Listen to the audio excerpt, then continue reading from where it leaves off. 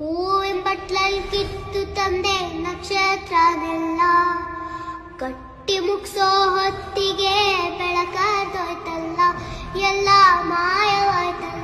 ಇತ್ತೀಚೆಗೆ ಓಜಸ್ವಿ ಗೌಡ ಹಾಗೂ ಸಚಿನ್ ದೇಶಪಾಂಡೆ ಈ ಇಬ್ರು ಅಡ್ವೊಕೇಟ್ಸ್ ನ ಹೆಸರು ಹಾಗೂ ಸಿಗ್ನೇಚರ್ ಇರುವಂತಹ ಒಂದು ಲೆಟರ್ ಪಬ್ಲಿಕ್ ಡೊಮೇನ್ ಅಲ್ಲಿ ಬಂತು. ಆ ಒಂದು ಲೆಟರ್ ಅಲ್ಲಿ ಏನ್ ಮೆನ್ಷನ್ ಇತ್ತು ಅಂದ್ರೆ, ಇಷ್ಟು ವರ್ಷಗಳ ಕಾಲ ಧರ್ಮಸ್ಥಳ ಗ್ರಾಮದಲ್ಲಿ ನಡೆದಿರುವಂತಹ ಹಲವಾರು ಅತ್ಯಾಚಾರಗಳು, ಹಲವಾರು ಕೊಲೆಗಳನ್ನ, ಆ ಕೊಲೆ ಆಗಿರುವಂತಹ ಶವಗಳನ್ನ ಒಬ್ಬ ವ್ಯಕ್ತಿ ಅಕ್ರಮವಾಗಿ ಹೂತ್ ಹಾಕ್ತಿದ್ದಂತ. ಈಗ ಆ ಒಬ್ಬ ವ್ಯಕ್ತಿಗೆ ಪಾಪ ಪ್ರಜ್ಞೆ ಅನ್ನೋದು ಬಂದಿದೆ.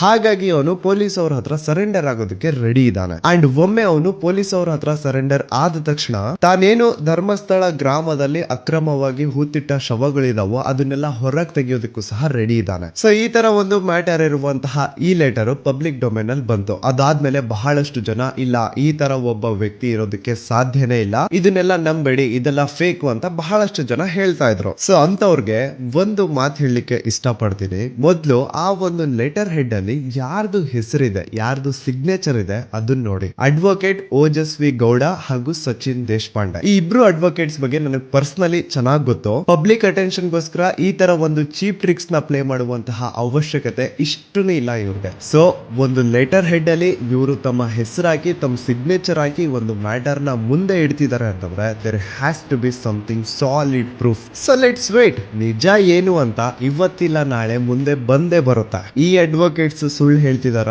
ಅಥವಾ ಬೇರೆಯವ್ರು ಯಾರಾದ್ರೂ ಏನಾದ್ರು ಸುಳ್ಳು ಹೇಳ್ತಿದಾರ, ಎಲ್ಲ ಮುಂದೆ ಬಂದೇ ಬರುತ್ತೆ. ಅದೇನೋ ಒಂದು ಲೈನ್ ಇದೆಯಲ್ಲ, ಕಾಲಾಯ ತಸ್ಮೈ ನಮಃ.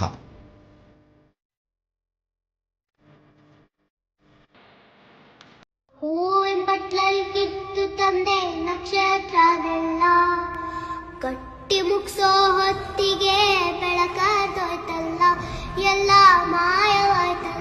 ಆ ಸರ್ವಶಕ್ತಿಯ ಕೃಪೆ ಅನ್ಸುತ್ತೆ. ಇನ್ನೇನು ಮುಗೀತು, ನಾವು ಮುಂದೆ ಏನೂ ಮಾಡಕ್ಕಾಗಲ್ಲ ಅಂತ ಬೇಜಾರಲ್ಲಿ ಇರ್ಬೇಕಾದ್ರೆ ಈ ವ್ಯಕ್ತಿ ಇಷ್ಟು ದಿನ ಅದೆಲ್ಲಿದ್ನೋ ಗೊತ್ತಿಲ್ಲ, ಆದ್ರೆ ಈಗ ಮುಂದೆ ಬಂದಿದ್ದಾನೆ. ಸ್ವತಂತ್ರ ಭಾರತದ ಇತಿಹಾಸದಲ್ಲೇ ಇಂತಹ ಪ್ರಕರಣ ಮತ್ತೊಂದಿರಲಾರದು.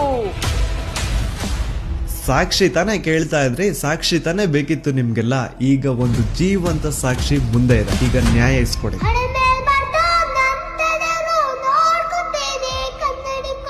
ಅದೇ ಒಂದು ನೇತ್ರಾವತಿ ನದಿ ತೀರದಲ್ಲಿ ಡೈಲಿ ಒಂದು ಹೆಣ ಬೀಳೋದು.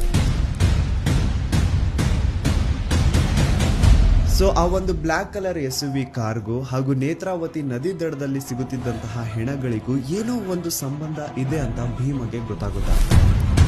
ಈವನ್ ಸಿಗುವಂತಹ ಡೆಡ್ ಬಾಡೀಸ್ ನ ಸಹವಾಸಕ್ಕೆ ಪೊಲೀಸರು ಹೋಗ್ತಿದ್ದಿಲ್ಲ. ಸೊ ಯಾಕೆ ಅಲ್ಲಿನ ಪೊಲೀಸ್ ಅವ್ರಿಗೆ ಯಾರ್ದು ಅಂತ ಭಯ ಇತ್ತು? ಅವಳು ಬಾಡಿನ ಒಂದು ಕಡೆ ಮಣ್ಣು ಮಾಡು ಅಂಡ್ ಅವಳಿಗೆ ಸಂಬಂಧ ಪಡುವಂತಹ ವಸ್ತುಗಳನ್ನ ಇನ್ನೊಂದು ಕಡೆ ಮಣ್ಣು ಮಾಡು.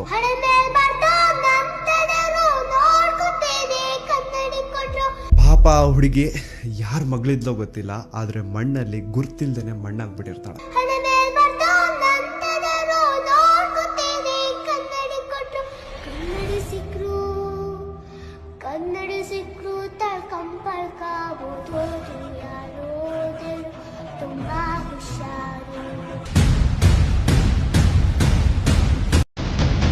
ಅಂಡ್ ಈಗ ಅಸಲಿ ಆಟ ಶುರು. ಆಟ ಅಲ್ಲ, ಶಿವ ತಾಂಡವ ಈ ಸತಿ.